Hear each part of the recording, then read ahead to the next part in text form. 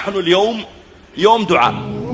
لو قال شخص أنا والله سأمسك المصحف وأقرأ 5 أجزاء إلى المغرب، قلنا له لا، القرآن صحيح هو أفضل الذكر، لكن اليوم يوم دعاء. لو قال أنا سأكبر وأصلي، قلنا له لا، اليوم يوم دعاء. لو قال سأخرج وأنشغل إلى المغرب بسقيا الحجاج وتوزيع الصدقات عليهم، نقول لا، اليوم دعاء. اليوم لك أنت، لا تضيعه. اليوم بينك وبين الله أنت. طلع أسرارك لله، طلع شجونك ومصائبك ومشاكلك، فضفض بها إلى ربك. ادعو الله وأنت موقن بالإجابة، إنك تتعامل مع رب غني. إذا أمر لك بالعطاء فلا أحد يملك أن يقول لا. إذا أمر لك بالمغفرة ما أحد يستطيع أن يرد مغفرته، فوالله لا قابض لما أعطى ولا معطي لما منع. نحن نتعامل مع رب عظيم.